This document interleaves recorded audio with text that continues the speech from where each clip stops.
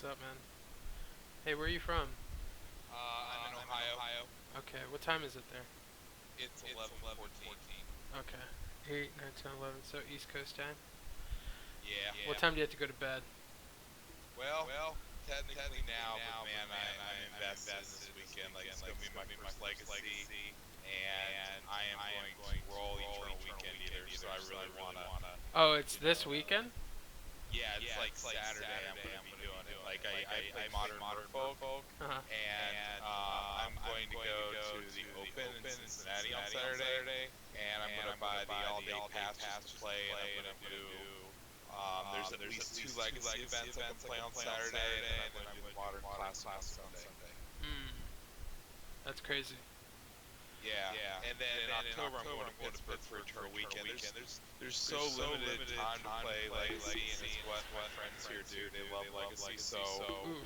I really want to do it. I've played Legacy one time before with my friend's Death and Taxes deck, It's an and easy deck to it pick was up. the best time I've had. Yeah, the format's very vast. Like you don't like when I played at GP Vegas. By the way, did you go to that? Yeah, I did. Did you play Legacy? I played Modern. Oh, just modern. Oh, Just okay. modern. Dang. I Okay. did okay. I did all right. I mean, I dropped around seven, which I work a ton. I'm a doctor, so I work Oh, like sweet. shit ton of hours. So I felt I did pretty well. Sweet. That's awesome. Like, too bad we didn't meet up. That would have been cool. Yeah. Yeah. And Nick and Chu was the one who told me to look at your Twitch and stuff Oh. because I do his Patreon and I ask questions all the time. And I watch his videos and I feel like that makes up for me not playing a lot. Like I don't sideboard exactly like him, but just watch him play is really helped me do well. That's smart. I mean, like, literally, if you don't have the time to invest, like, testing, I mean, getting knowledge of, someone that actually plays a ton and is able to give you insight on each matchup and what the importance is, like, yeah, you learn a lot about, what someone's thinking when you pick up a deck. And I think, actually, this is a great choice to play in Legacy. My results were pretty well during the Legacy GP. Uh, I played against my two of my losses. By the way, my overall record was 12-3 at the GP, That's awesome. which was enough to cash. And understand that this was like a close to a 4,000 player event. I know. It was huge. Insane. And then I also did the modern as well. So I just didn't. I day two'd at X3 with like a Primeval Titan deck, but I didn't end up playing the second day. Anyways, back to Legacy. So I did pretty well. My two losses were to like. I actually had a feature match against it, and I lost very handily. But I made a huge mistake in that match. I lost to two lands deck.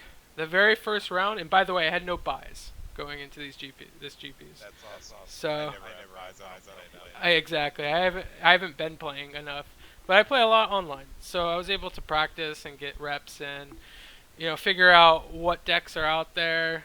Since Sensei's Divine Top was banned, I used to be an avid 12 post player. I know you probably don't know what that deck is. My friend plays 12. Oh, then he would love me. He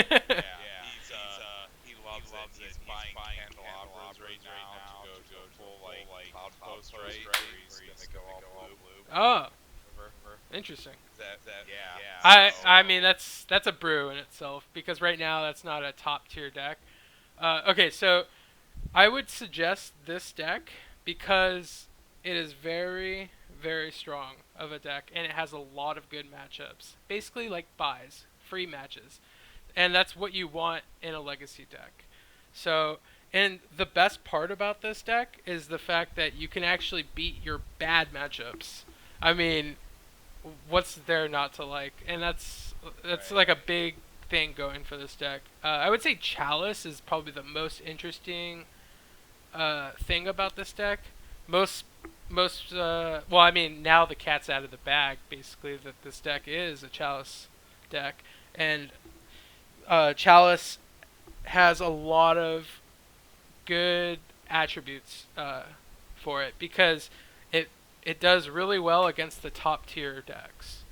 So I'm going to pull up basically a meta breakdown and kind of discuss what matchups you are expected to play against.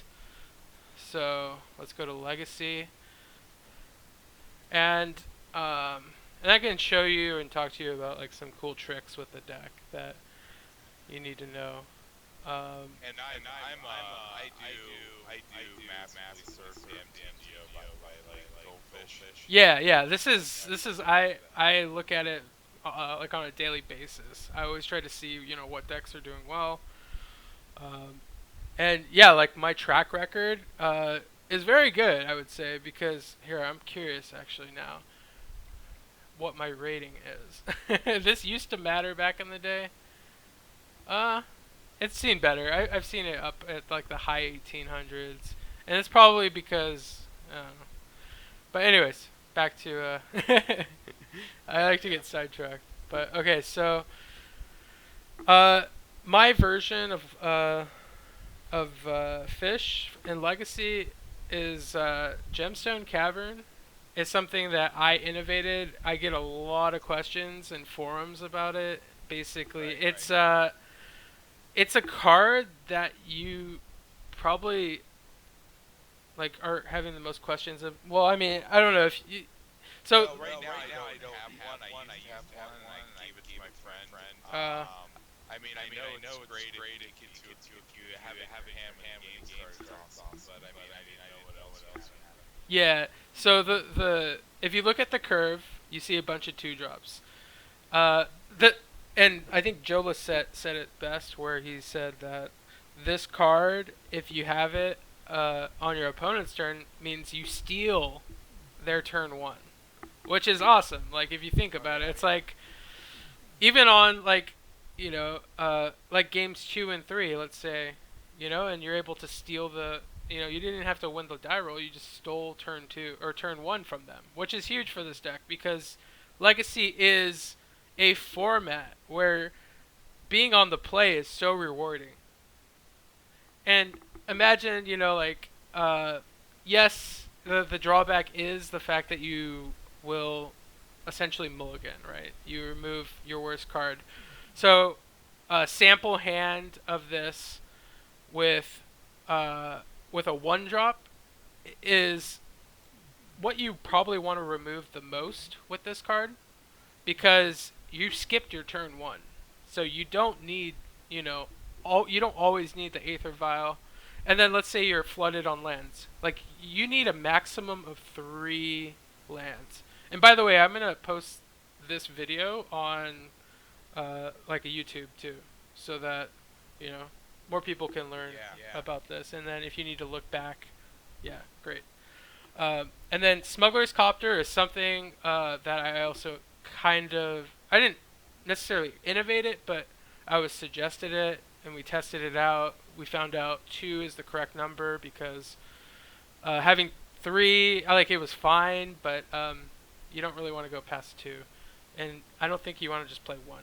So the best part about Smuggler's Copter in this deck is understand that we are not a brainstorm deck. We don't have fetches, so it makes it really difficult to cycle through cards that are bad at that particular time. So getting flooded with lands, having too many Aether Vials. I mean, you only want 2 at the max. 2 at the max in play. A third or fourth, too much. Even 1 is good enough. Let's say you draw multiple chalices. You want to, filter through those and get better cards. You want to get more lords. You want to get more force of will action, and it helps you in some random matchups, like for example Delver. It allows you to block Dark Depths. So I'll talk about that more in like the matchup breakdown. And okay, so for the sideboard, we have, this is my personal sideboard that I have been very happy with, and I'll talk about what I bring in, what I take out, why I have 3 Grafdigger's Cage, and I'm still sticking to this because Grafdigger's Cage is great against elves. A deck that we have trouble against. So I am a big fan of putting a lot of sideboard cards that I know are like silver bullets against decks that I really have a time to beat. And once again, so when I first jumped back into Legacy, I started out with 12 posts because I love that deck, and this was after Sensei's Divining Top was banned. I found out, that the deck just does not work right now because the whole point of playing 12 post was to beat the best deck in the format, which was at the time Miracles, exactly. So since that was gone, I just went directly into a Delver True Name deck. Basically, it was Sultai Delver with Leovold and True Names. It was a sweet deck, but I was not doing very well with it. The results were just terrible, and it's funny because I wanted a deck that can beat Storm, and have like just all around good matchups. I wanted to play a Force of Will deck, but then I also knew I wanted to play a True Name Nemesis deck because True Name is one of the most unfair cards in Legacy, I would say. Right. Well, I mean, the one time I played it with Taxes, and I had, three side slots for it, just that counts. Oh yeah, definitely. Yeah, and I feel like this deck, once you understand the matchups and you know the goals that you have or the key cards for each matchup, whether it's game one or sideboard games, once you figure it out, like everything clicks, and then you have to understand what to play around. It's very like this deck and playing Legacy in general is not easy. I would say Legacy is probably one of the most difficult formats. And I'm saying that because you have to know every deck and how to play against it. But even if you don't know too much about the format, this deck has the capability just to go wide. And it's just like, oh, I'm going to counter that with my Force of Will and then have enough pressure to kill you. I mean, that's what a Delver deck does. It doesn't really care what your opponent's doing. You apply pressure, you counter spell whatever you don't want to see. I feel like Chalice is a skill tester card, though. You definitely need to know when it's in your hand, when to cast it for one. Because against certain matchups, you straight up don't want to cast it for one. And I'll tell you about those matchups when you want to take them out. Because if you're playing against an opposing Chalice deck, that's when you know you don't want to play it. Even in game one, just try to avoid playing it.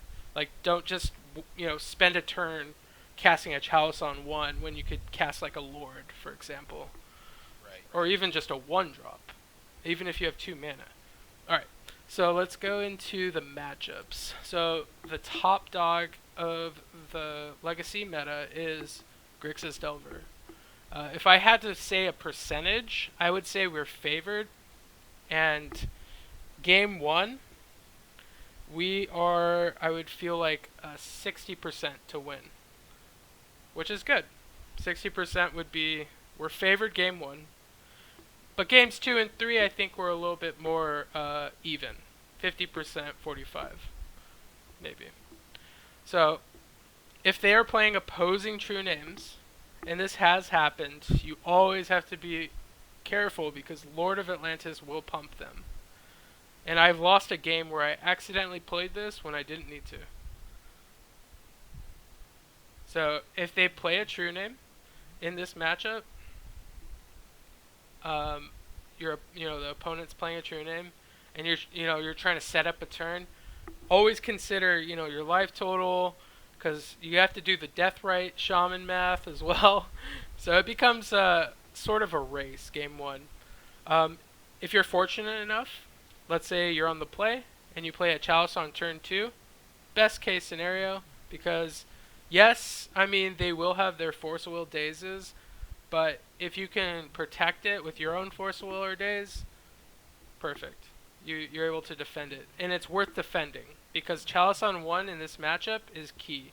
You can look at their 1-drops. It basically kills them. Like, it destroys them. You're not too worried about Gurmag. There is True Name that we have to stop them from attacking with it, but most of the time it comes down to a race. Don't be afraid to counterspell a Delver turn 1 because it will come up where you're looking at your hand and you're like, well, do I force this? And most of the time I would say yes, but there are some rare occasions where you want to hold that force. But in this matchup particularly, it's worth firing off. So, and then also countering a Pyromancer or a young Pyromancer is also worthy enough.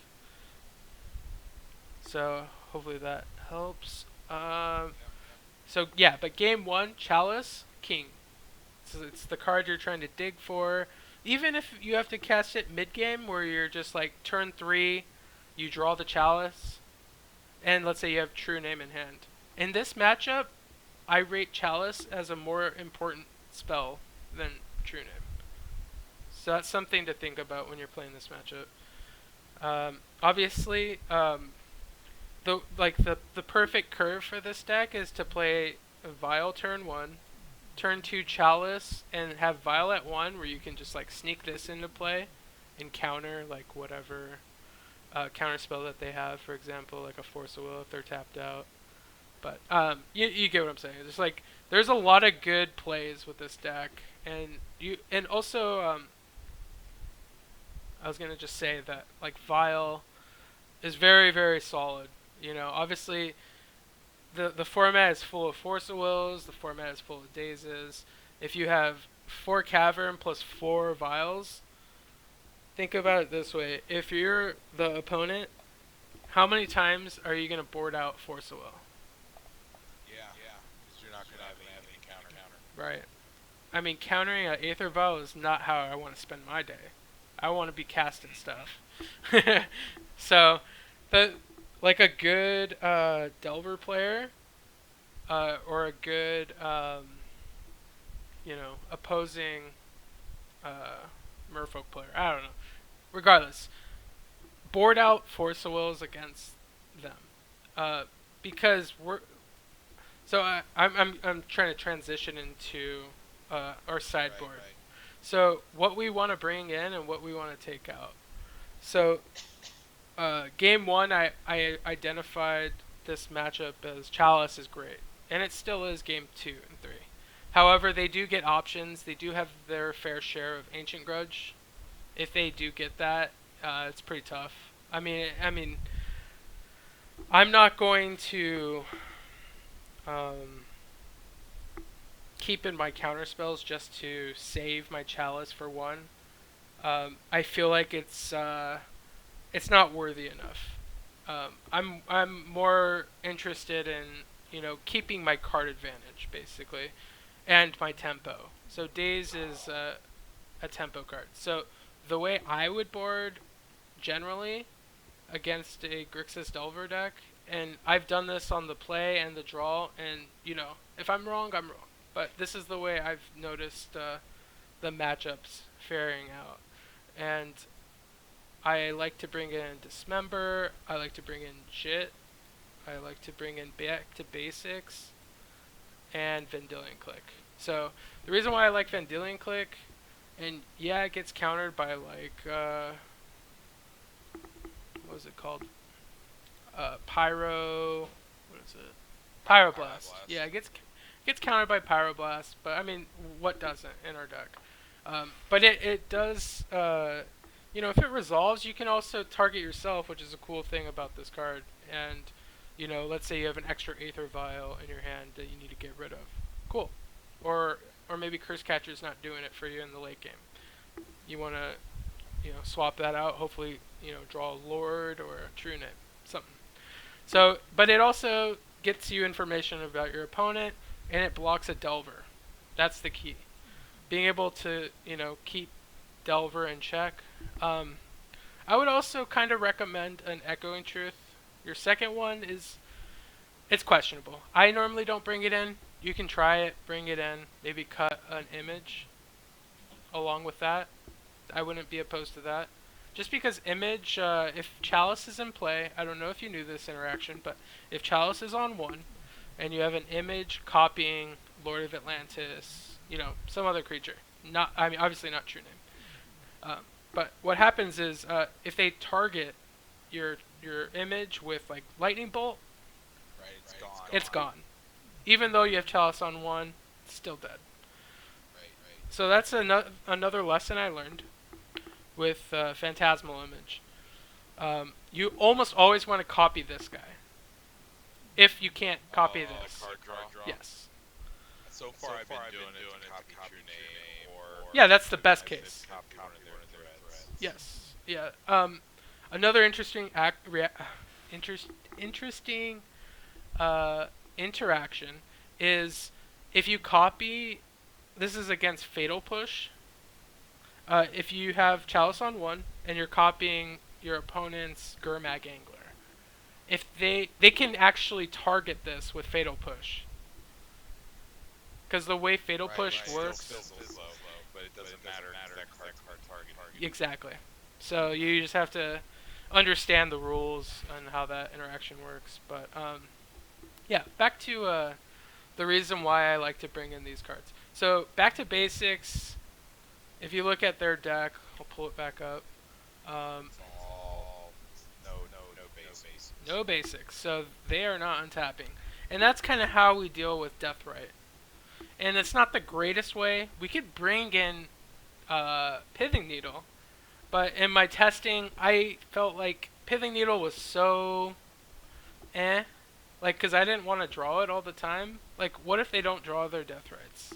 Then Pithing Needle does nothing, right? I name Pithing Needle or Wasteland.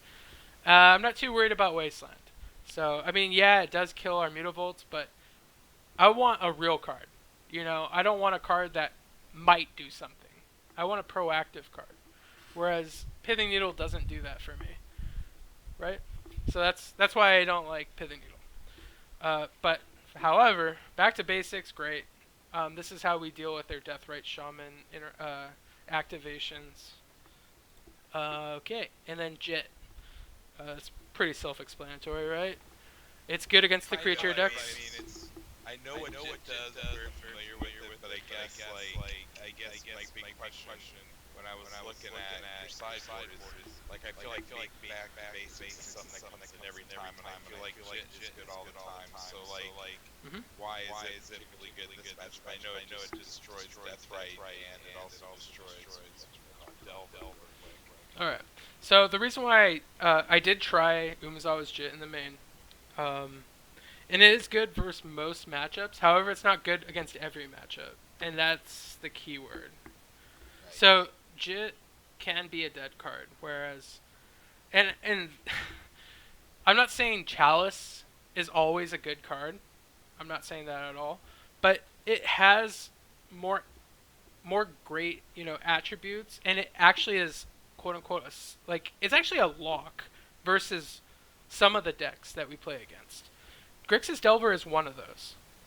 So, and then Grixis Delver is a top deck. So, if I can have 4 of a hard lock card in game 1, I will play it. Right. I'm going to show you how many, awesome things you can do with Chalice while I go through all these matchups. You're going to find out that Jit is fine. However, it is very slow for this deck. Right. So that... Yes. Yeah, so against the grindier matchups, Jit shines. And we're not getting help from Stoneforge Mystic in this deck. So there's no reason to play it main. And Smuggler's Copter basically took over that role as well. So there were a bunch of flex spots that you can work with in the main. I've been testing this deck so long that even I don't know if you know who Tux Dev is. He's also a Merfolk player. Very, very. He's a very knowledgeable Merfolk player, and he actually trained me how to play Legacy Merfolk. I was learning so quick. In 2 weeks, I got it down. So, and that was because he was basically training me how to play this deck. Okay, so he also, and this is his rule, where you cannot keep a one lander unless it has Aether Vial. You don't know how many games I tried, even on the draw. Even if you mulligan to 6, the rule is, unless it's a great 6, and you're on the draw, like, you shouldn't have to gamble with this deck. But if you go past 5 cards, it's tough. Like, it's possible to win, but it's tough against most matchups. Well, but yeah. I mean, that is the problem with this deck. It doesn't mulligan very well. Like, it can mulligan. It's just past 5, you're playing off the top of your deck, you know? Like, you need to run pretty good. You need to draw better than he does. Yeah. But, I mean, it's happened. It's happened. I've definitely won a game that, you know, I mulled to 4. I just drew some really good cards, you know, like, this card actually can get you back into it. Okay. Back to Grixis Delver. So yeah, most of the time you want to play around Edict effects against them. Another cool thing, I mean, I'll get into this later, but there is a big factor of why I think this is the best True Name deck. And then mainly it's because, you know, the obvious answer is the Lords. Yeah. And and there's a lot of other cards we can talk about to, you know, change this deck. However, I've been testing this version of Merfolk Legacy like a lot. So like I put enough testing into it so that you don't have to. So there are some other selections we can make, but this is the most solid list that I've came up with. Okay, so now let's go into 4-color Leovold. And actually, I forgot to mention, I thought Leovold would be a lot better than it really is. When Top got banned, I thought Leovold would be everywhere, and I was wrong. So okay, so now this is a 4-color Leovold deck. This, however, is a tougher matchup. And the reason why is because of this card. Snapcaster plus Kolaghan's Command. If we don't like put pressure on them early, this becomes a very tough matchup. Abrupt Decay is also annoying. And you can look at this list and say, you know what? Chalice on 1 seems very good. And you wouldn't be wrong. You know, it stops their like spot removal, you know, their Ponder, Thoughtseize, whatever, Deathrite. However, they are not a Delver deck, and I've played this matchup a good amount. This is a tough matchup where Chalice actually isn't that good. Game 1, it could be okay, but outside of that, I mean, they have answers to it, and this is like the biggest one. Yeah, we're not gonna try to Chalice them. Let's not waste our time. Let's just try to go wide. That's our strategy. And oh my gosh, like if you go Vile into like having, you know, Mutavault setups where they're a blue deck, so we could easily flood out our Lords and just go wide and hit them. But we always have to be careful how we attack, because if we just attack carelessly into removal, he can use Snapcaster plus removal, for example. You know, Fatal Push, Lightning Bolt, even Abrupt Decay. I mean, this deck looks a lot more controlling. But yeah, The point is, you have to be careful when you want to, like alpha strike. Try to protect your lord. If you have two lords, you know, like these are important things. Like in the combat step, you have to understand when to swing. Because if you only have one lord and you're starting to attack with two mutavolts, and he has open mana, you have to consider, like Snapcaster plus Bolt, these kind of blinds. Or even like Swords to Plowshares, for example. Like against those decks, you have to be ready for it. You have to understand that matchup. So actually, the sideboard plan for against this deck is we want to take out all of our chalices. I actually think I take out one Force Will, and keep in mind, this is not set in stone. Like, what I'm telling you to do is something that I've been doing. Doesn't mean it's correct, but it's been working for me. My understanding of the matchup is, I've played against it enough. But it's not 100%. Again, back to basics, if you catch them off guard, great. This card I always try to bring in against the greedy mana-based decks. Their colors so better. Oh yeah, I mean it's just as good, if not better, definitely. So I like Jit just because it's possible it's wrong. It's very possible it's wrong. I like Dismember, Click I love.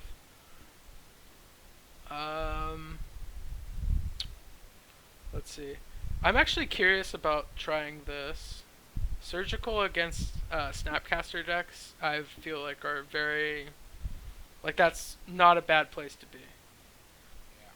So, 1, 2, 3, 4, 5, 6. It's possible we want to take out 2 images.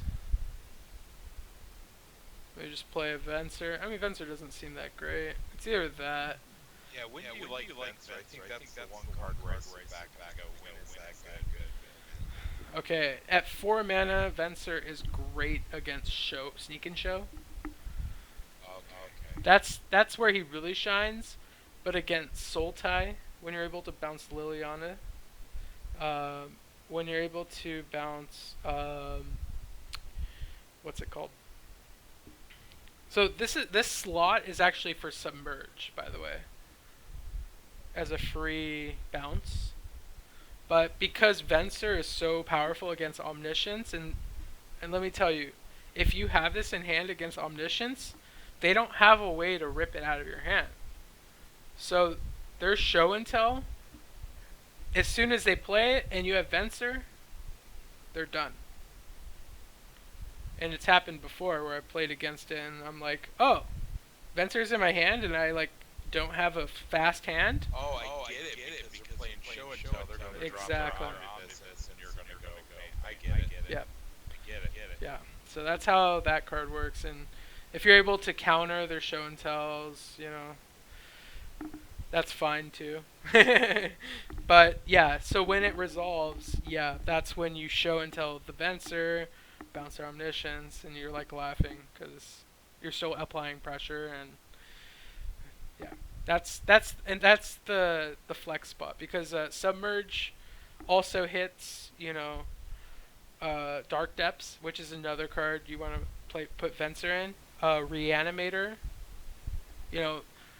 I have 3 instances of bounce, so Okay. this also comes in against Ensnaring Bridge decks. Bounce is a very powerful effect in Legacy because there are some cards where you absolutely just we're a blue deck. We have no answers. Yeah. Like we have no actual physical. Like Dismember is the best thing we got, and some people play a lot more than one. But I felt like our deck likes to race against most of the decks I want to bring this in, so I don't want to necessarily bring myself down, life, where I just want to yeah. That's my theory about Dismember. I like it, I love it, but I don't want too much of it. So I feel like Echoing Truth has a similar effect where, you just want to out-tempo your opponent. So in this case, you're taking out like 4 Chalice, Force, and a cast him and bring in 6. Yeah, something like that. Or we can bring in Venser maybe, just because, it can save your. Well, it's not that great against him. It's just okay. Yeah, I wouldn't bring it in. Yeah, it doesn't. I wouldn't bring it in. Doesn't do enough. Yeah, so mostly these, I would bring in against that, and maybe, yeah, I would bring in 1, 2, 3, 4, 5, 6, 1, 2, 3, yeah, something like that. Or you can just put 2 Phantasmal, keep Force. It's up to you. But I think Phantasmal's fine. I would try this. You got some counter spells still in there. But yeah, I feel like Chalice is, in this matchup, not very good. So, alright, next deck. Death and Taxes. This is a tough matchup. But once again, our deck is capable of beating it. Game 1, Chalice is just okay. It stops Swords to Plowshare. That's it. So if you're, I feel the thing is, those yeah, but like most of the time they're gonna drop Vial on turn 1 or Mother on turn 1, and then it gets around or Chalice. So I'm not like, oh yay, I'm gonna do it. Most of the time it's this. Okay. Most of the time, Chalice is only countering swords. That's what I built into my head. That's usually what's happening. They also play Cavernous Souls for human. So that also gets around her Chalice. So game 1, our goal is to play as many True Names and race them. Okay? Sword to Fire and Ice is the enemy. This is the number 1 card that beats us. So we need to either A, outrace it, B, we chump block it while racing, or we have to bounce it with our 1 of Echoing Truth at a sick time. And that's game 1. So, and by the way, if they try to cast Stoneforge and you have Force in your hand, counter it. Right. Because that just gets their Sword of Fire and Ice, and that's trouble. Recruiter into Stoneforge is also annoying. Another card that's very annoying in this matchup is Flicker Wisp. They are allowed to put pressure on us, and they are allowed to do some annoying shenanigans where if they vial it in end of turn, it removes it for an entire full turn or whatever. It's pretty annoying, and then it resets our Chalice. So, guess what? Game 2 and 3, we take out Chalice. It does nothing. So, what cards we want and need to bring in? Bounce. So, Venser, surprisingly, does the job. So, we want Venser, we want Vendilion Click. Vendilion Click is great against Stoneforge. In response to them tapping, to sneak something in, we can click and respond to that activation and wreck them. That is a possibility. Dismember, also great. Pithing Needle is very, very key to this game 2 and 3 because we can name some pretty sweet things. Mother of Ruins is probably the biggest one that I've named. But Sword of Fire and Ice. If you don't have a way to deal with this, a random Pithing Needle can actually help. Back to Basics seems like it would be good in this matchup, right? But it's not. It's just a card that doesn't really impact enough because it probably impacts us just as much as them, right? So no point. Jit, great. If we have True Name equipped with Jit, we're winning. This is the key one. Manriki Gusari. This is how we are able to battle this matchup, or any Stoneforge deck for that matter. So once they play their version or their Stoneforge and grab their equipment, guess what we do? We copy, we search for our, Manriki Gusari. Oh, so you're gonna Phantasmal image Stone. And then the cool interaction is once we copy their white creature, this is a chump blocker for a turn. Yeah. So if they go to equip, cool. Good for you, dude. I block with my 1/2 Stoneforge. And then I equip this to one of my other creatures, and then start picking off those equipments. So that's how we play that matchup. Like it. Cool. Yeah, I played this matchup a lot. It is tough because game 1 you rely on True Name. Games 2 and 3 also kind of rely on True Name, but they also, like, I've seen builds where they have Orzhov Pontiff. I don't know if this one does. Be careful of that because they play Recruiter. Orzhov Pontiff gives -1 to all creatures. So if you don't have a Lord in play, that's the way they can interact with your True Name. Now, when you're taking stuff out, you're bringing in like 6 or 7 again. So before the 4 chalices Mhm. out of course, and probably like days in the course or something like that. Actually, it's quite different. Curse Catcher does nothing. Right, they have no instant. Right. So I normally keep just 1, and I do this. It's pretty simple. Are you writing these for each matchup? I am not just to write. Okay. Just talk while you're doing it. Cool. You're posting it, but Yeah. I know to write because you're going everything with all the decks, and I get it. Like that whole understanding. It's about understanding. Oh, definitely. Right, it's on paper. Yeah, but I mean, I definitely recommend you to like go back and I mean, I'll try to write it out, but I mean that might come in time. You say your post video, like I do that right now. I don't want to type typing because I'm just really paying attention. Cool, that works too. All right, now let's. But yeah, that is not the easiest matchup, and sometimes the cards don't go your way, but that's Magic, so. But it's about having a plan, understanding how to fulfill it, what the goals are. Okay, so now to one of our pretty sweet matchups. As you can see, 0 for their mana ability, 1 for a lot of their utility cards. So if we hit their 1, they can't duress us, they can't Cabal Therapy. Our Force of Wills in game 1 are safe. Okay? So in this matchup, if you have and it's tough because the very tough thing about this matchup is their lands are exactly the same as Grixis Delver. So they can play like a slow Grixis Delver, quote unquote, and you don't know. But most of the time, because they both run out the same cards, right? He goes fetch land into Underground Sea, Brainstorm, or, I mean, that's a rare one, but a Ponder. Grixis Delver does that too. And then they play the Volcanic Island. Or they play, the Bayou, for example. I don't know.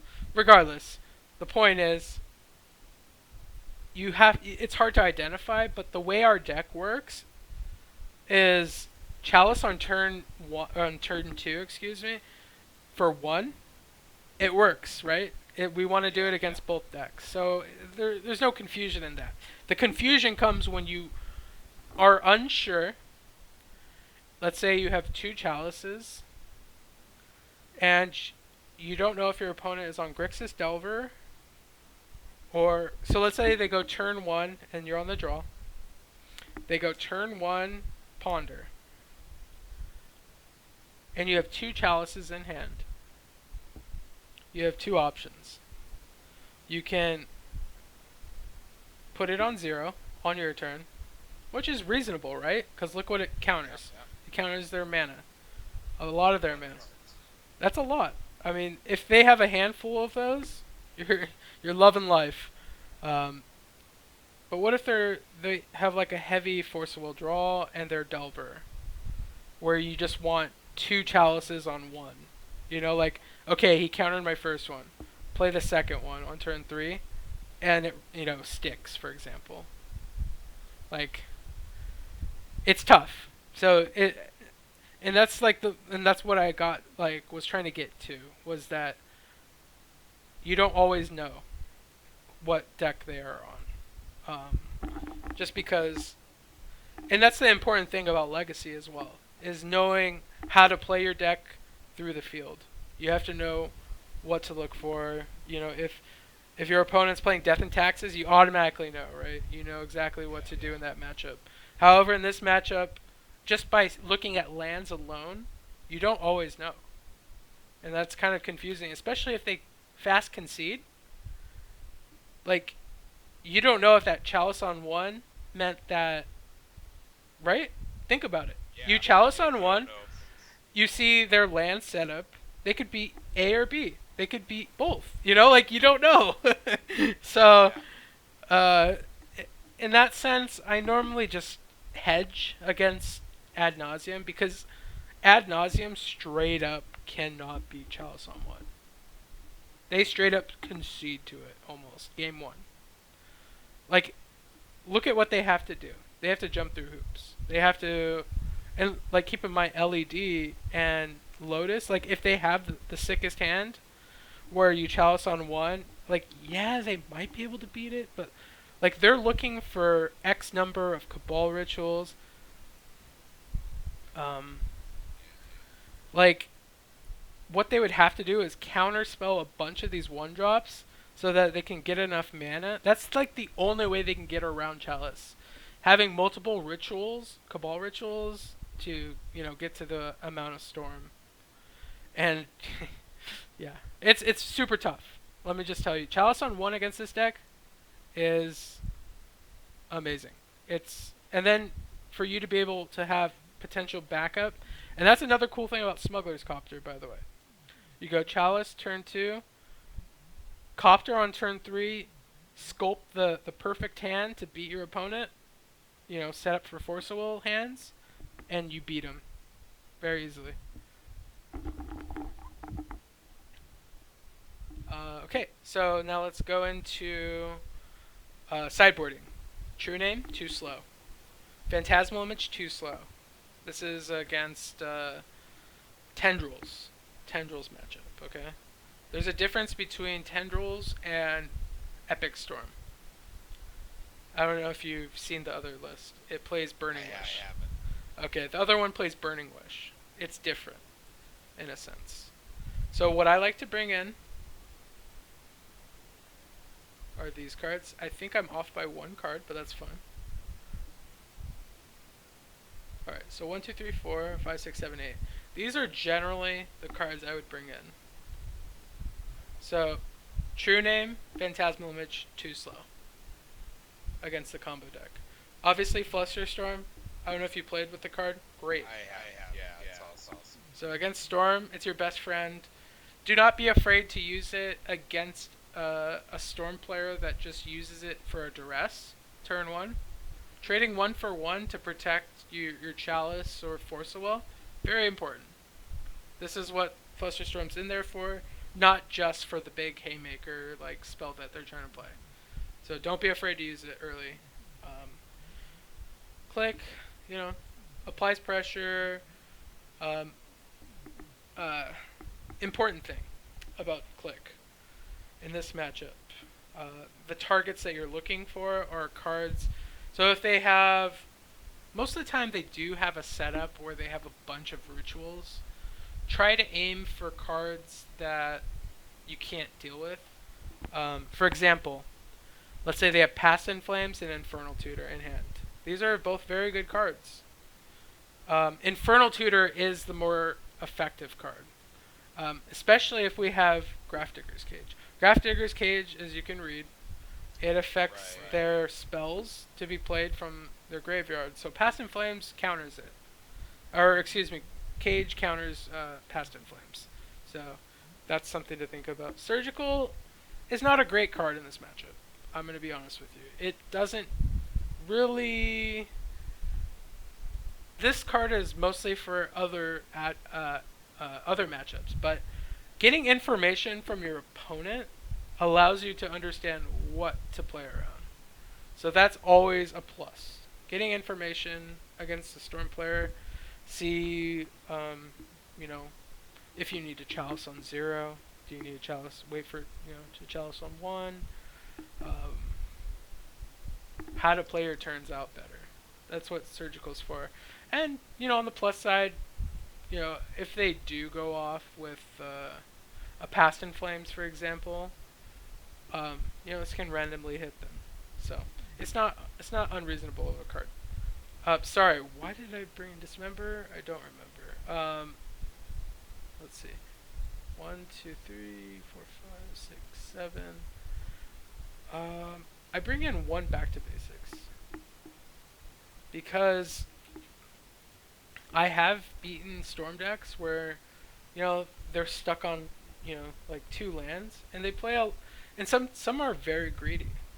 So like, let's say we win game 1, okay, and then we go to game 2, and I'm probably giving you a little too much information, but I want them to respect back to basics every time, because that forces them not to be greedy. So if our opponents are greedy, and most are, because they're not going to see it coming. But if we get them with this one time, most Storm players have learned their lesson to never do that again. So they fetched out the basics first, and that will screw them up in the long run. And some, like, legit, the colors matter in this deck. I don't know if you knew this, but having red sometimes matters, right? Or having black or blue. Yeah, so like most of the time they go after black, but they have a lot of rituals that produce black. Sometimes they need the blue. A lot of the times I see them use the Lion's Eye Diamond for red because they need to get that Past in Flames, action going. Cool. All right. So games 2 and 3, they normally bring in not these cards. Sometimes I have seen them bring Abrupt Decay, but it's been too slow for them lately. This is like, I feel like this deck is a little bit less updated, but that's not the point. Most of the time I think they bring in actually Echoing Truth, surprisingly, which, works. But also keep in mind, if we have a Chalice on 1, a Chalice on 0, it might not be bad to put a Chalice on 2, because a lot of our cards, we can just Cavern, right? Like our main creatures, but it actually stops them from winning the game, ever. So, think about that when you're playing in that matchup. I mean, it's a very rare case scenario, but, Chalice on 2 against some of these decks is really strong. Alright, let's go to lands. I feel like this is like more of a 50-50 matchup. Game 1. If they ramp into Thespian Stage, Dark Depths, we're in trouble. It's very, very tough. I can't stress that enough. It's super tough because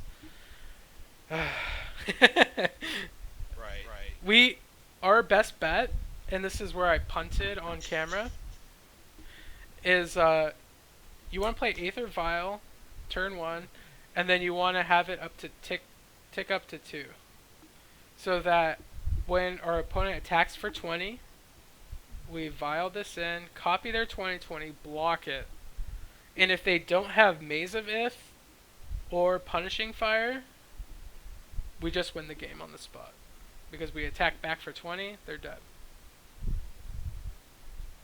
So that's how we sneak wins against this deck. True Name is the MVP in this matchup. He is the person that will get you across the finish line. Everything else, don't count on it, because once they start getting their Loam engine started, and then they start playing, like Tabernacle, super tough. Obviously, Force of Will is very limited at what it does. You want to counter their gambles and their crop rotations, and that's it for game 1. Sometimes you will need to counter. You have to set up, because the way Life from the Loam, if let's say they automatically get it, right? They have it. They have the engine going. You have to time your Force of Will to be good against this card when they're relying on it. Okay, so like it's some of the time they'll be like super greedy with their life from the loams, like they're gonna dredge it, and then they're gonna sacrifice something to like try to get it going again. So you just have to find the opportune time to Force of Will. Force of Will is not the greatest card in this matchup. I'll tell you that though. True Name, key, super key card to this matchup. And yeah, of course you can just lord them, go wide and I have won games like that where they just had a clunky like wasteland heavy type of hand where they're just not doing anything. Whereas like that draw would be great against other decks, against Delver for example. It would have been great. Okay. Games 2 and 3, Drop of Honey is their answer to our True Name. Super annoying. And also another card that I didn't really talk about was not, well, I mean, Maze of Ith is annoying, but Glacial Chasm. This is, I don't know if you know the trick with Glacial Chasm. There is a trick with Thespian Stage and Glacial Chasm to make it go almost infinite, I think. Yeah, especially with Loam. So, they're able to just copy it on the upkeep, sacrifice this one, so the stage has 0 counters. Oh. And then they life from Loam their other Glacial. And if they have Exploration, obviously it helps, because they're just, they're not losing anything. So, the only way to stop that is Pithing Needle, which is super tough, right? It's like, it's hard for them to set up, but it's also like, it's super annoying. But like, that's very rare case. So, what cards we bring in, what we take out, is what you're probably asking yourself. Chalice actually is not very good in this matchup, so I take that out. It's a little, actually it's just way too slow. So what do we want? We want our bounce spells. We want Vendilion Click. Back to Basic seems great against them. Surprisingly, Dismember. And I'll tell you why. It buys us a turn. Against Dark Depths, if they attack us for 20, we Dismember. Because most of the time we're at 20 life, right?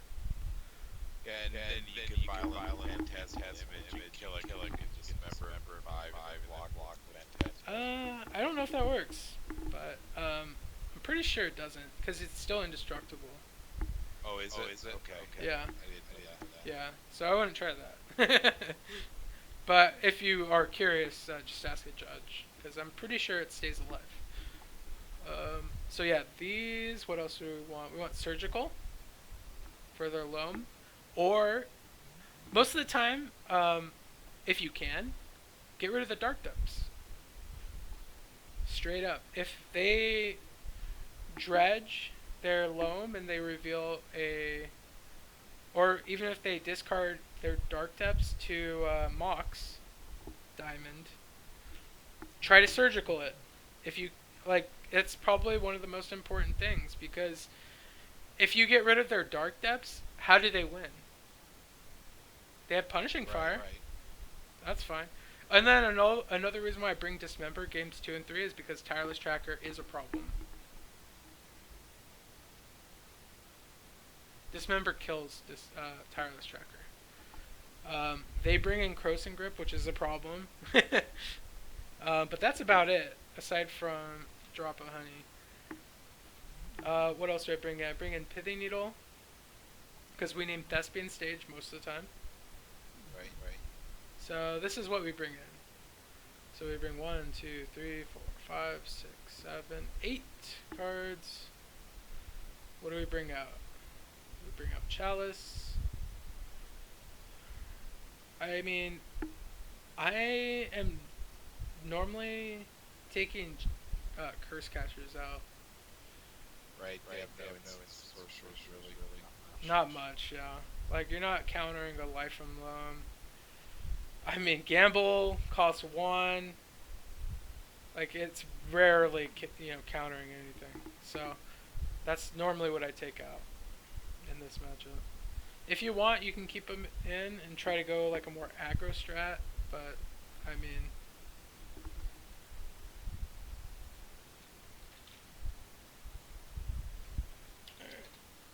yeah. So I actually need some help in modern. I'm probably gonna talk to Nikachu with that, but I also have some builds. I tell you, I went like crazy in modern right now. That's why I wanted to do this in Legacy and learn about it, is because I've had a lot of success watching. I've been using Beak. Actually, I'm not anymore, but I was using Beak like for a while after I did well with that GG with it. Nice. And I went to Kira. There's so much removal, and Kira just shuts down some decks. Oh, I need to pick up some Kiras then. Interesting. Yeah. At least my local meta man, I threw down Kira and they start picking. So it's like I get permission to do what I want. Very nice. Alright, I'll try to speed things up since we're kind of getting into the groove of it a little bit better. So Sultai Delver is very much, actually it's not very much like the Grixis matchup at all, because they have access to Abrupt Decay, because they have Hymn to Turok. So I mean, this is pretty offshoot. I mean, this is not something that all Sultai Delvers decks play. Let me find a better list. I mean, this is a Stifle list. I don't think Stifle is anything we're really too worried about. I got sliced the other day. It doesn't do anything. Yeah. This guy also has Stifle. Oh, what's going on here? I don't know why people are playing Stifle. It's not a good card. So I have gotten Goifed. I have gotten Goifed against Sultai because they drew everything. And that happens. I've played against other builds. The more controlling builds that play Liliana. Let me tell you, Liliana is a problem. Yeah, so this card is great against Liliana. So, I was so happy when I started playing this card and I played against a Liliana deck, and I'm just like, yes, I get to kill Liliana. Because, yeah, well, I mean, I like when it comes into play, it's just having the ability to attack Liliana is huge. It's huge.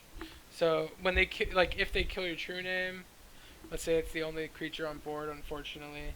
I mean, you can just drop a Curse Catcher, suit him up, and attack the Liliana and get it down. Because once Liliana starts, going, it's super annoying and it's tough to beat. Especially with our deck, because we go Hellbent quite often. And if Liliana's able to plus and get our, last remaining cards, like, it's huge. It's tough. Trust me when I say Liliana is a problem. And that's why I bring in Pithing Needle against her too. Okay. So, let's see.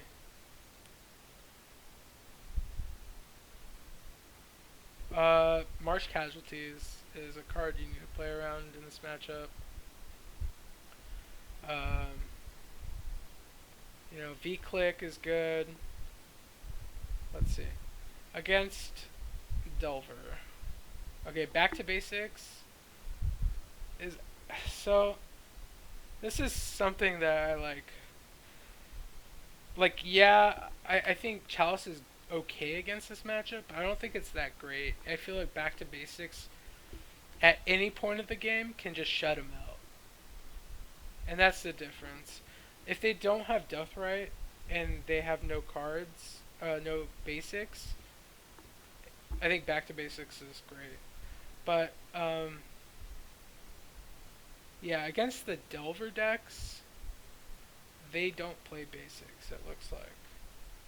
So, the other, like, control Sultai decks, they do play basics. So, you have to understand the distinction between the two. The ones with Delver, Back to Basics is great against. The other ones, they can play around this card and it becomes less good. But, I mean, it's not the end all, right? Because we have Copter.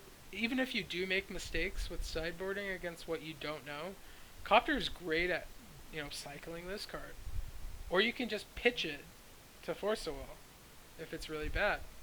That's the beauty of this deck. It's not just a straight dead card, whereas, like in Modern, it it actually is a dead card in your hand. You know what I'm saying? Yeah, So, yeah. different formats, but I I like Venser in this matchup maybe. V-Click I love. Dismember I like. Um, Jit I like. Even though they do have, abrupt decays and stuff. Once, if this ever starts going, it's a problem for them. So against other creature decks, Jit is good. But I feel like having more than one is just too excessive most of the time. Alright, so um, once you get in the flow of it, like you'll understand the difference between the decks. Sultai versus Control Sultai, like they are different. Okay, Elves. This is a tough one. Game. Let me stop you real quick. So then you like taking out the chalice against that matchup. The Delver Go deck? ahead. Yes, sorry. Yeah, I didn't really tell you what to take out, but yeah, and also I do prefer to take out like this if I have to. Like against the attrition war type, like it's not even attrition, but it's like how do I explain it? I don't want to spend too many cards to stop cards that are not super high impact. The purpose of Force of Will is to stop a combo deck from doing what it's doing. Is mainly what Force of Will is there for, or like stopping, like so playing Force of Will against a Swords to Plowshare. That is where you don't want to be. Um, Force of Will against a Delver is fine. Maybe you want 3, or maybe 4. Regardless, you don't want too many of them against the decks that are too fair, because you don't want to spend 2 cards for 1 because you lose that war every time. So, uh, it depends whether on the player draw. I feel like it's worth it to bring in maybe 3 or 4 against a Delver deck because you want to keep up with the tempo. Make sure they don't play a Delver turn 1. Which, in that case, Echoing Truth is great. Because if they flip a Delver... And by the way, if 2 Delvers are hitting you and you have no board presence, most of the time you're losing. So, there's very few instances where you can come back. Echoing Truth is one of them. So, just keep that in mind. Defensive Copter also is a way. But we have a very tough time dealing with that. And Jit is another way. But That's why I think the difference is yes, exactly. Just because if you draw it, it's super great. And being able to trade with the Delver is awesome. Alright, Elves. Elves is one of our worst matchups that are, tier 1. So this is a deck that I have always had my eye on, radar. Game 1, what do you think the key card is? it's that behemoth, isn't it? Yeah, I meant in our deck. What do we want to draw? Chalice on 1. There you go. Yeah, Chalice on 1, look how much it counters. It counters a good majority of their deck. Glimpse is probably the key one. However, we have to protect our Chalice against Green Sun for 3. We have to protect against Natural Order. And then, sometimes they can hardcast their Creator Hoofs. So, our duty is to drop True Name, or just go wide with Lords. Or even Smuggler's Copter is great against them because they can't interact. The cards we don't really care for are like Curse Catchers and stuff.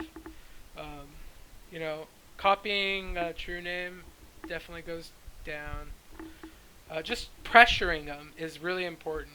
If you can attack with Immutable, forcing them to block with their elves, that's good because it brings their elf count down so that you're not as afraid of Behemoth. So I would say like trading a Lord if you have to, sometimes is worth it. But you don't always you okay, so you're looking for the favorable traits. You're not going to run your 2/2 into their Nettle Sentinel. But if you make them 2 for 1, then you're happy, right? But Yeah. it also comes along with if they have Deathrite. So Deathrite and Nettle Sentinel, you don't always want to attack your 2/2s in there. But yeah. So that's game 1. Game 1 is, it's winnable. Game 2, we bring that, we bring that, we bring that. I've won so many games off Jit against them. Nettles, with Pithing Needle, what we named the most is not Query Ranger. We name, where is that stupid card? Wirewood Symbiote. So, if we have Jit in play and they have this card, what they can do is block our guy, assuming it's a non-true name card. They can block with their elf and bounce it. That's a problem, because then we get no counters on Jit. So the only creatures, like if we don't have Pithing Needle, to name it Wirewood Symbiote, we would have to equip Jit to this guy, True Name, or Smuggler's Copter. Both are evasion creatures. So we want Pithing Needle, and then we want these 3. Cage. So the cards that Cage will stop are the search effects. These don't come into play.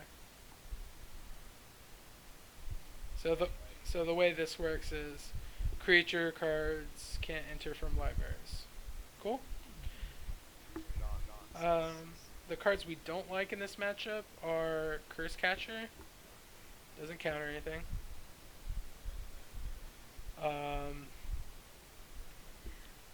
I actually take out some number of Phantasmal Image because Quirion Ranger has an ability that says, use this ability. Untap target creature. Oh, let me target your Phantasmal Image. Not fun.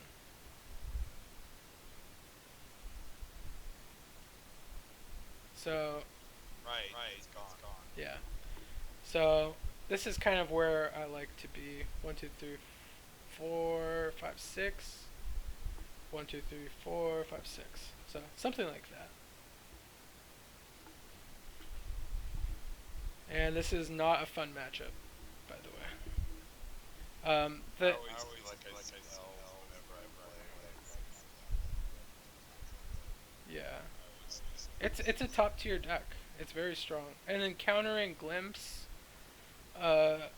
if you don't have Chalice on one, is important.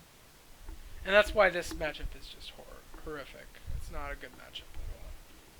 There's so many bad things you want to see out of your opponent. But it's winnable, so I'll take it, right?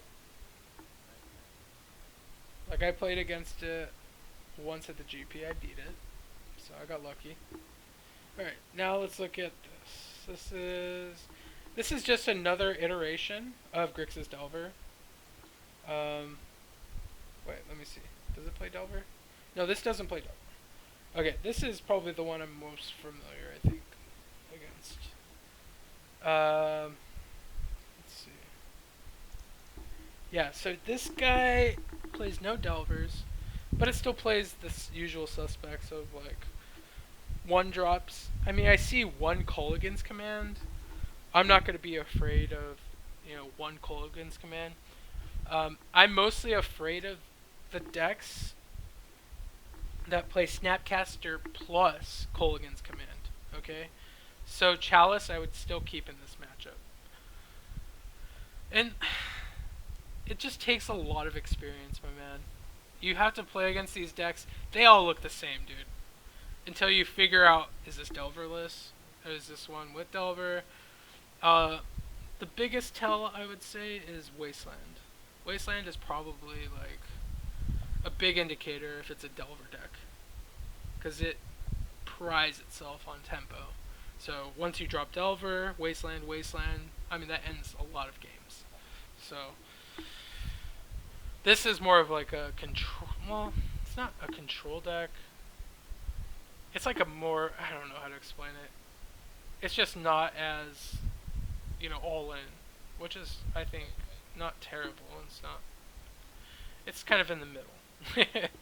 I mean, it has Cabal Therapy plus, yeah. This is probably what I'm used to playing against the most, and I'm very successful against this deck. So I'm very confident that you will do fine against this deck.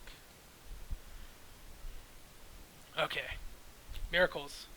I love this matchup. It is very grindy. It's very, like, I had my opponent with 10 cards left in his library. He's used every freaking card, and I somehow beat him. And I've only gone through like 20 cards in my deck. And he was down to 10.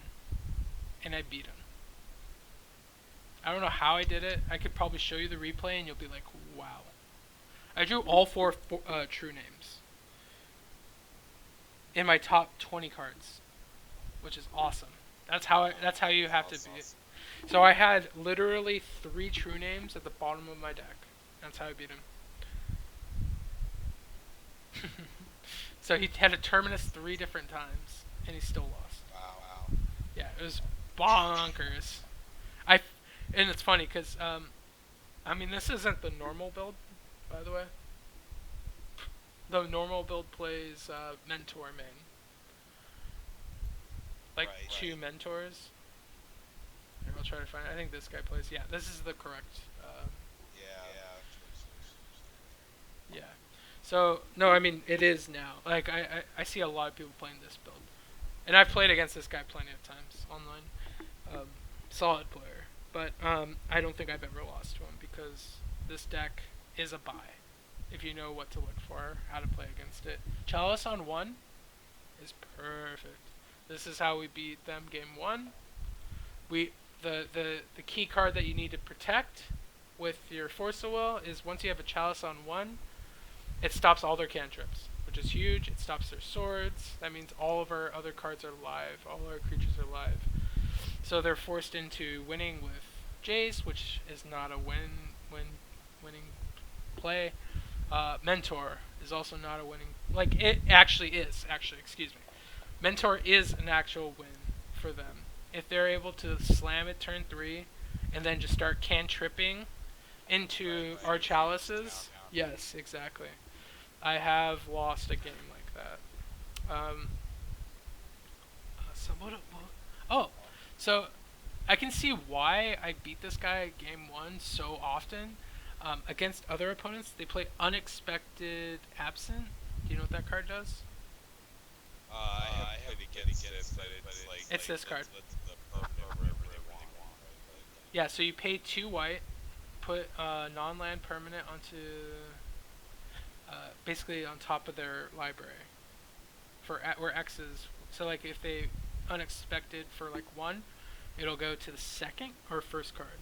Put non-land permanent into its owner's library just beneath top X cards. Okay, so it'd go to the second card, right? Okay, so regardless, it's their form of removal. So Force of Will, you need to use it against this card if you have Chalice on 1. So you want to protect it. Yeah.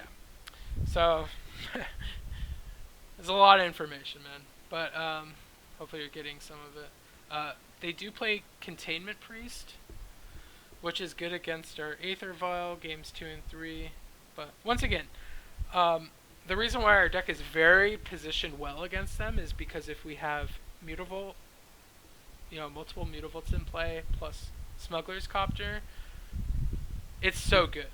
Because their Terminus are usually sorcery speed. So even if they Portent, which, I don't know if you know how this card works, is they look at the top 3 cards of their library. Well, actually they get to choose. Most of the time they choose their own. And what they do is they'll place the Terminus on top. So on our upkeep, they get to Terminus.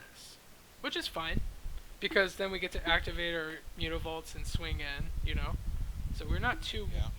And that's the reason why our deck is very positioned well against this deck. Like, yes, we can go wide, but we don't have to because we also have Aether Vial and End Step. You know, get that 2 damage in. It's like a hasted creature, and it's even better. Like, so Chalice is on 2, end of turn. You know, bring a Lord in, activate Mutavault, attack for 3. You know, obviously we have to be careful because of Snapcaster plus swords, but you know what I'm saying. So So we have a lot of game against them.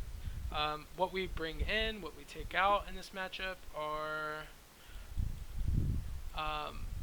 so Pithing Needle is reasonable against Jace. I'm not a huge fan. I normally don't bring it in. I more prefer Venser, I more prefer Echoing Truth to save my creatures. So let's say I play True Name, and then I play Image, targeting, you know, like True Name. Like, let's say I want to get greedy, you know, because I have Vial that, you know, I copied, whatever. I can actually, like, bounce my original True Name, and then it bounces this one as well. Right after he plays Terminus. So I'm, like, you know, protecting my cards. You know, and it's great with Silvergill Adept as well. So Truth is not a terrible card. We want to bring in Click, we want to bring in Dismember, and you know what? It sounds like Click comes almost in every matchup. And it really does. It's possible it should be main, but I've liked it in the sideboard so far, so I'm not going to change too much. I was told that Flusterstorm's great addition to this matchup. Personally, I haven't tried it. I think it's just okay. I would rather have Force of Wills, and even Daze is a little better, I feel like. I would take out. Yeah, I actually sometimes like to bring it back to basics because they are such a heavy mana deck that it's not unreasonable. Oh, I do bring in Jit against them too, because Mentor is a huge factor of their wins. So being able to snipe Mentors in the future and not overcommitting allows Jit to be like very solid. Okay, so the cards I bring out are, I do like to take out 1 Curse Catcher. I like to take out Phantasmal. I take out 1 Aether Vial because the way Aether Vial works, and this is going to be a long game.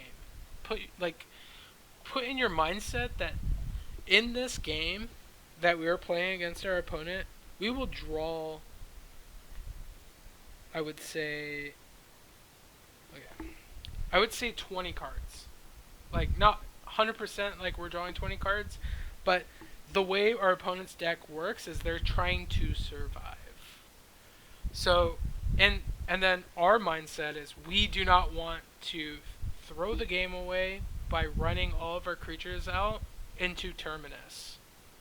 So we have to play a methodical game. We can't just throw all our resources and you know, cross our fingers. That's not how this works. There are situations where we're allowed to apply early pressure, but because we have Force of Will as backup, we can overcommit in some situations. So it all depends on, you know, how the game is running. Like, you know, like there are, like, for example, I'll give you a scenario where we have Aether Vial on turn, on 2 counters, we have Smuggler's Copter in play, we have Mutavault, let's say 3 lands, True Name's already in play. And we have a Lord in our hand. Looking at our hand, let's say we have a Force of Will with another blue card. Hell yeah, we're going to freaking play a Lord, you know, activate our Copter, or we're going to activate our Mutavault into whatever our opponent has. Because most likely what they're going to have there is like Snapcaster, or, you know, like 2 swords. If they have 2 swords, just let it be, you know. But it's still fun. We're not hating life if we get, you know, Swords to Plowshare on one of our creatures. We still want to apply a lot of pressure, but you know, it's all about how our hand is developing. So uh, you know, with time and you play against that matchup enough, you'll understand exactly. And I guess they do play Mentor. It's just in the sideboard on some of these decks. So, but yeah. So generally, yeah, we don't really bring in too many cards. Like these 4 cards for, you know, actually I don't know if I play enough Vencers, but this is like a maybe. If you want to take out another card, maybe. Oh shoot! You know what? Oh, we do have it here. Okay, good. I like to keep 2 truths in this matchup because Mentor, if you hit all their tokens, huge. That's a way to lose the game if you don't have a way to defend yourself, and then it also resets Jace if you're in a really like terrible spot. Oh yeah, back to what I was saying. It is going to be like a longer game. So having more than 4 or having 4 Aether Vials means if you draw an extra one, you're not happy because then you're relying on Copter to. So so in this matchup particular, we know it's going to go into a longer game. Aether Vial, it's great to have on turn 1, but having multiple copies of it is not fun. Okay, so I almost never go down beyond 3. Like 3 is like I love Aether Vial in this deck, and I'm sure you understand why. One more card to take out. I would probably no Daze is fine. I probably would take out Daze just because. No, actually Daze is great in this matchup. I've actually been very impressed with it. Anyways, you can figure it out. It's just 1 card, so it's maybe you take out a Chalice. Even though it's like great, it's fine because if you draw too many of them, they're just okay. And you get my point. Take out a lot of ones there, like Chalice. Yeah, I mean I do like trimming 2 of the Phantasmal though because they have swords to target it, so you don't always get to target. You don't always get to copy True Name. Anyways, that matchup you'll enjoy. It's pretty safe. All right, and blue-white control. I'm not really gonna get into this one. They are pretty much the same strategy as Death and Taxes. However, they have blue. So once again, if they play True Names, always remember Lord of Atlantis. Especially if you're going to force a will one of the 2 against a True Name deck, always remove this one. If you ever play the Mirror, try to never play this card. If you can. Okay. Because I also have played against Nikachu twice. And we had some interesting games where we actually didn't have any islands in play, and that kind of determined who won. How crazy is that? Yeah, and like it was like back-to-back games where I barely squeaked it out because he had free reign. I had an island, he didn't. Yeah, it was fun. Okay, so yeah, this matchup is, and once again, the little interaction with Stoneforge. Obviously, well, game 1 they actually normally don't have, because they're more of a control deck. They're not looking to get free wins against us, so we're happy with that. And this is very wrong.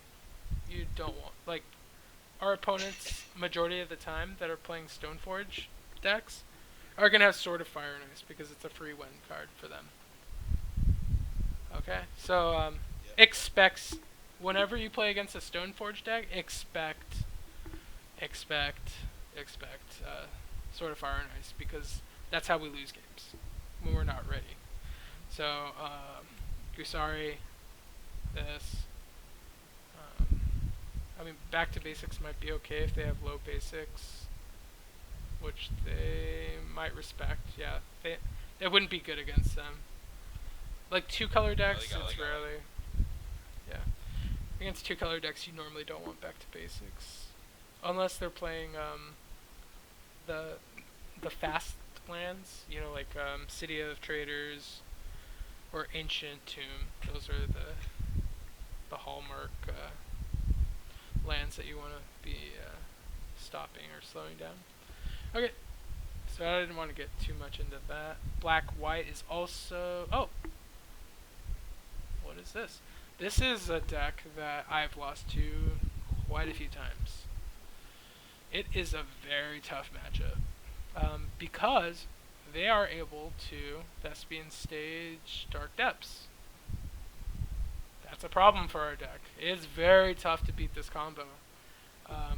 You know, we have even Pithing Needle surprisingly sucks against this deck too, because they can just go into Hex Mage into that, and we're like boned. This is a very, very tough matchup, and the key plays that you want to do, I mean, Chalice on 1's okay, because you get to hit, you know, like you can protect, but look, I would probably take out Chalice in this matchup. I 100% take it out. Graveyard stuff we want to bring in.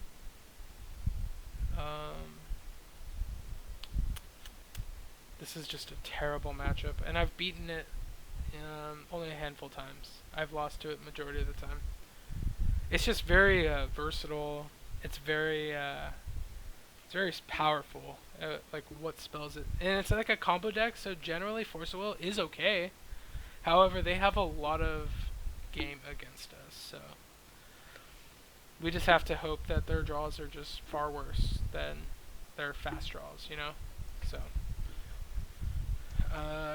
in terms of sideboarding against this deck, I mean they're playing two different decks into one, and it's super tough to beat that, because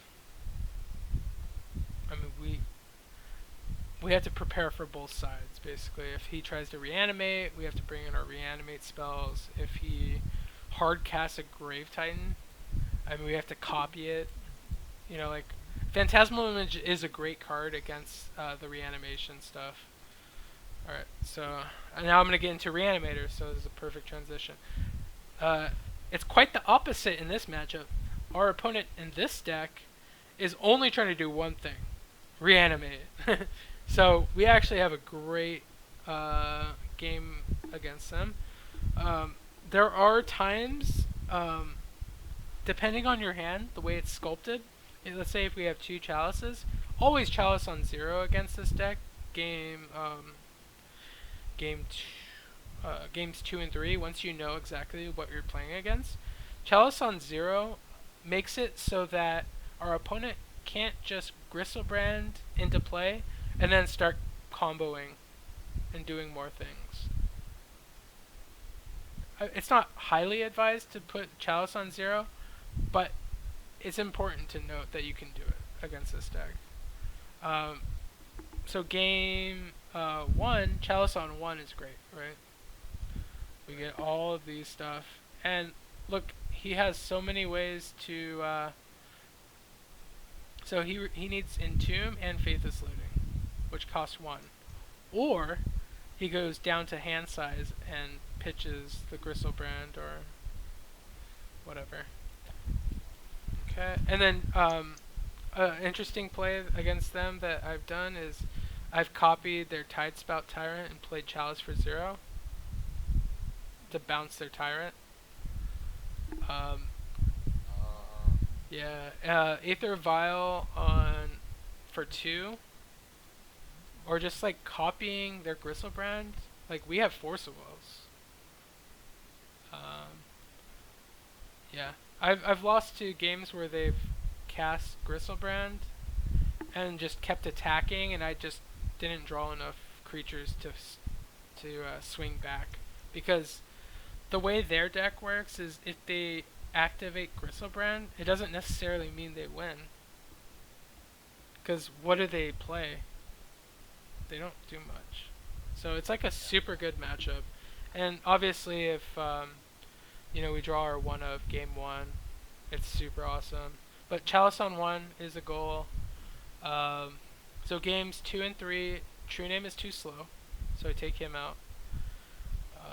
So we bring in the Graveyard, we bring the Bounce, we bring Click, we bring Fencer, And that's it. Oh wait, no.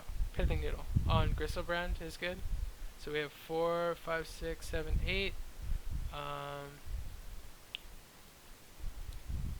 That we keep. That we keep. I actually bring out 2 lords in this matchup because they don't have any islands for us to walk on. So we have 4. I think I just do something like this, or I do something like this. It's depending on the player draw, I feel like. I think that's one of the weird things for me is not turn lands. Sure, yeah. And that's in the beginning of when I was talking is, do you know who Greg Hatch is? No. Okay, so he implemented this one card, and I think I still have it in this account. I'm almost done, so I'll wrap it up. I'm hanging in there, man. Yeah. There's this card that actually, for 1 mana, taps and makes a land turns it into a island. I'm trying to find it. It's a 1 mana. I use these lands once. Oh yeah, no, it's a creature. Oh. I can't find it. It's a 1 mana creature. It has to be somewhere here. Oh, here it is. 1 mana, Merfolk. Target land becomes an island until end of turn. I used to play this in Legacy, so it's an option. If you want to get groovy and test it out, go for it. By all means. I tested it out. I felt like it's just okay. It's cool with curve, but okay. And then also something to note in this matchup. Chancellor of the Annex. You can actually on turn 1, for example, let's say they played two Chancellors or revealed 2 of them. You can literally just play this, name Merfolk, and cast this into that, and it wipes them out. Because our creature can't be countered, but these triggers go off. So that's a really cool interaction. And then it allows you to play your Force of Will for. And our matchup against them is great. Okay, just perfect. So I wouldn't worry too much about this matchup once you get the hang of it. Looks like they're trying some other new stuff, which I haven't seen. I'm not gonna read all of this, but this matchup is pretty favored for us. So. Alright, so this is the Epic Storm. This is a Empty the Warrens combo deck, but it also has the usual suspects, but it has more 0 drops, which means Chalice on 0 is a lot better. But Chalice on 1 is also great. Don't get it twisted. Burning Wish is a way they can get to their combo. So they can get Tendrils. Normally they have Tendrils game 1, but maybe not. Okay. So they rely on Burning Wish to get their particular win combo, which is fine. It's very similar to our matchup against Storm, because it is also a Storm deck. But the difference is Echoing Truth becomes a stronger player in the game. Because Echoing Truth, obviously against Empty the Warrens, great. But yeah, we are just bringing the same. Actually, it's not the same. Cage, you have to be careful, but most of the time I do still bring it in, because look, he does play Past in Flames. Yeah. But I would probably bring in only 2, because we're bringing in the Echoing Truth. So it's a lot less relied on, I would say, in this build. Because they normally just, they use Burning Wish. Alright, I'm going to kind of skip that one. But, Sneak and Show. We talked about this earlier.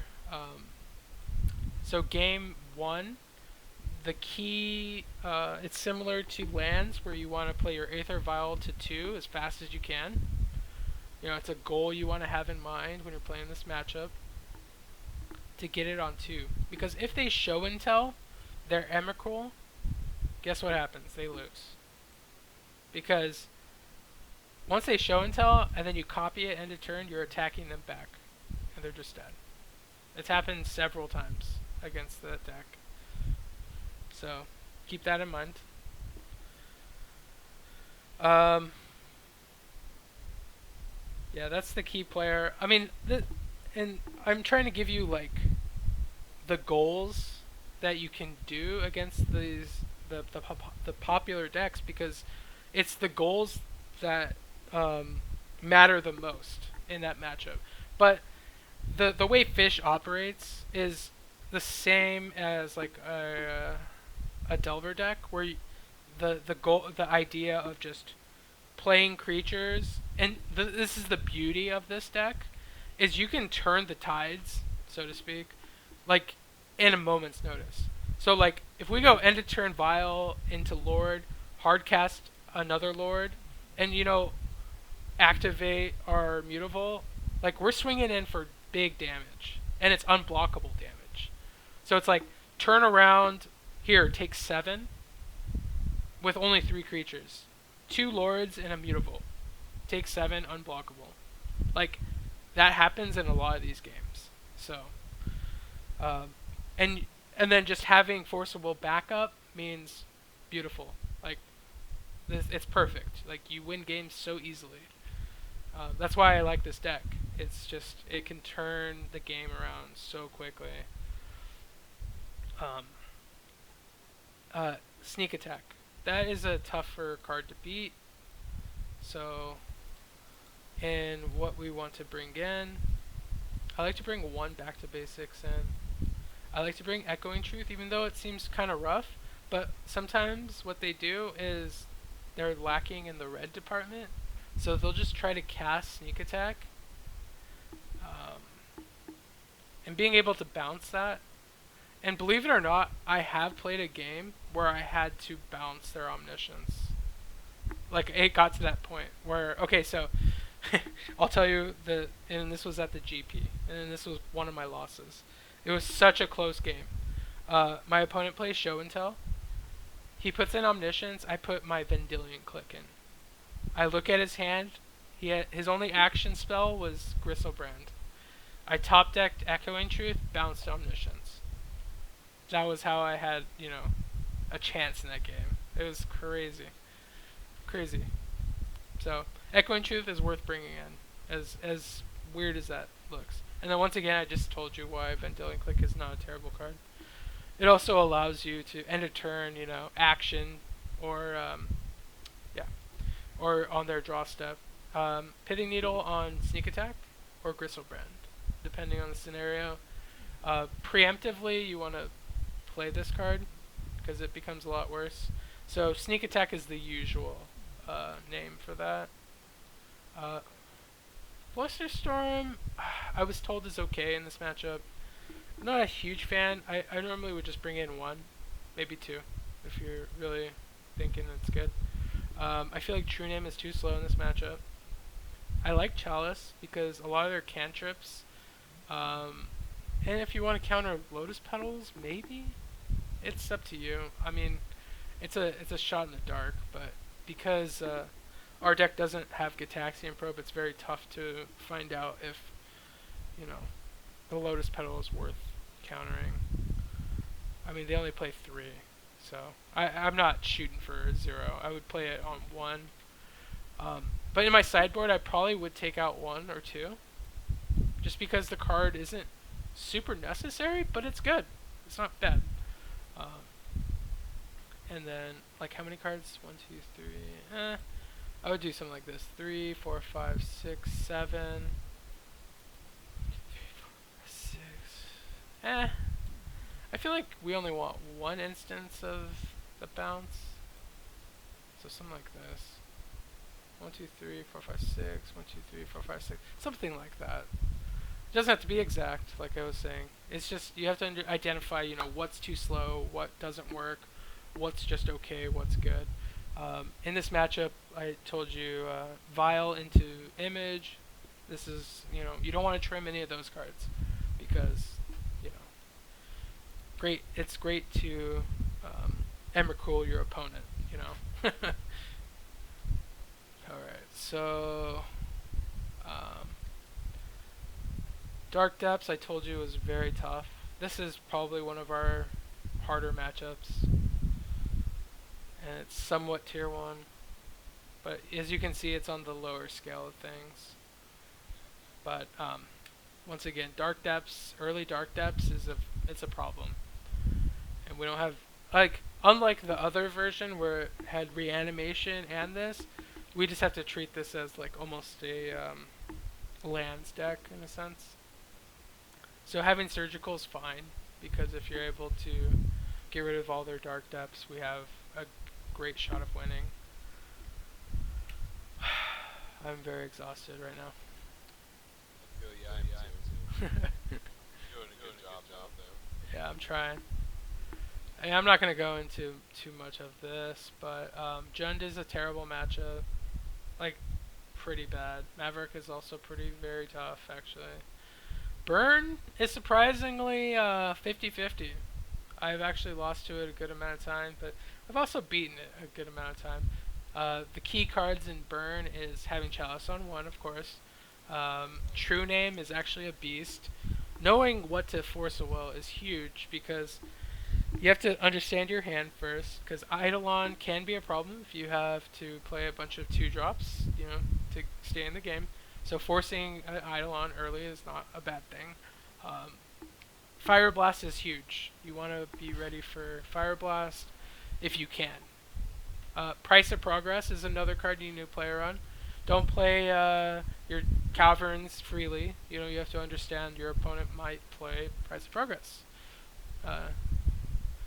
Yeah, so understanding, what you can play in that matchup is pretty key. There's also a blue-red deck that you need to watch out for. And as you can see, look, dude. Look how many freaking Magic the Gathering Legacy decks there are.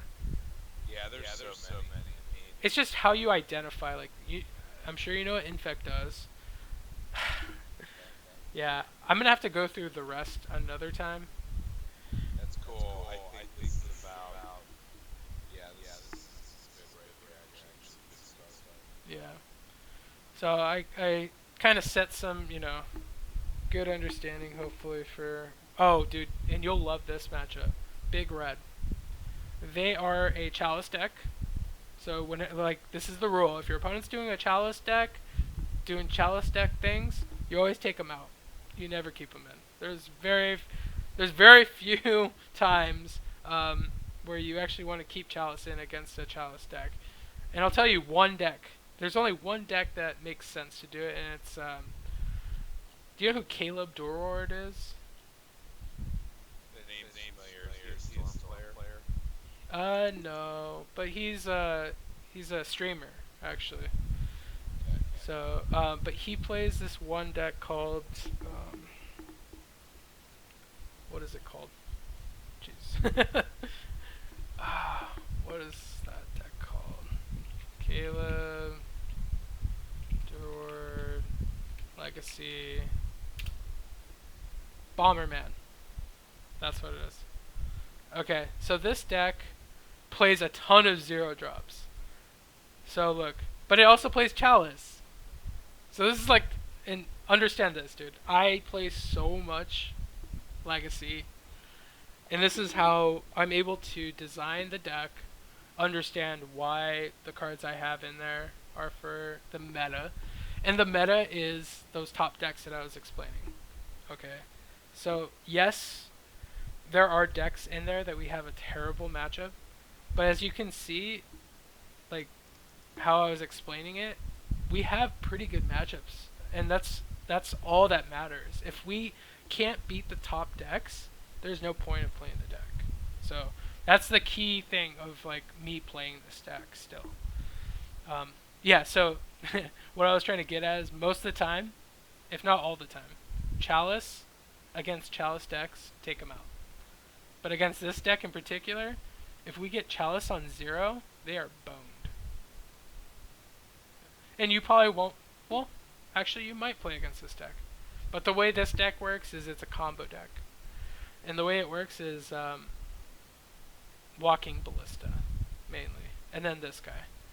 So, if this guy's in play, and you have LED, it's infinite mana. Can you see how that works? Yeah.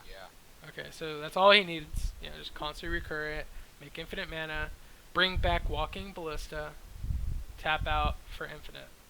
And he can just keep doing it. Because he has infinite mana. Yeah, so that's how the deck works. And then Mentor, you know how we deal with Mentor, right? Yep, that's the main thing. So I think I've set like a good understanding. Like a lot of these decks are very much doing the same thing. Oh, actually I didn't talk about like our two other bad matchups. Our other two bad matchups are Eldrazi, the aggro. Yes, that is a popular deck too. So Eldrazi is one. Eldrazi Stompy, this one. Once again, they come out of the gates a little too fast for us sometimes. The key cards that we win with are True Name. We pray that we don't open any of these in our game ones against them, because I've definitely chaliced on, on numerous occasions again, like drawn them but basically you just don't want to play a chalice against a chalice deck because it doesn't counter jack shit. Okay, so the cards that are good against them are like Back to Basics, of course. Pithing Needle's okay because it hits Ratchet Bomb. Endbringer, it's good against, but Jit's good. Fencer's fine. Echoing Truth good. Dismember good. Pendulum Click's okay. This is just a bad matchup. So don't beat yourself up if you lose to this deck. Goblins is also almost unwinnable, I would say. But once again, True Name is great against creature decks. But if they go too wide, he doesn't do anything. He's just a 3/1 that doesn't die. So let's see. Yeah, this is probably where we're gonna end. But it's just it's a learning experience with Legacy. It's worth. With anything, right? If you're new to something, the best way though to practice and get very comprehensive with each matchup is by playing. That's how it works, and that's how you get great with any deck, right? You just learn and play and test.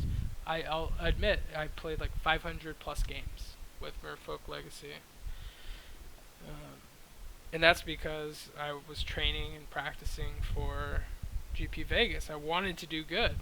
So that's I put all my, efforts into finding the deck that I wanted to play and ended up here, and haven't really wanted to shy away from this deck because I've had such success with it. So, and I would recommend it to anyone that, like, any pro that would ask me, like, hey, what should I play for Legacy? It would be this deck. And I would, explain to them why. And it just has overall good matchups. So, and that's what you want to play in any deck, like any deck that you bring to a big tournament, for that matter. So. Yeah, I'm looking forward to it. Yeah, man. So, what time is it right now? It's like 1 a.m. So I got like 4 hours of sleep ahead. So sorry, man. Jeez. No, don't be sorry. I chose to do this. I appreciate it. I feel like I'm not going to win it all weekend, but I feel like I know what I'm doing. That's good. Just looking forward to having a time. So. Yeah, man. I appreciate everything. Appreciate your time, and this is something I've been trying to do anyway. Well, I appreciate your time. You did all the work and stay here and watch. No, I'm gonna post this. post this to YouTube, and we're gonna see what happens. Hopefully, we get That's some awesome. people to watch it. Is your YouTube channel like EHHH? Let me find out. It should be. Actually, it's not. I'll give it to you right here. It's like my old YouTube that.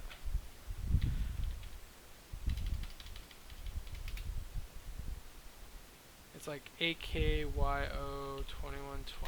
That's my account.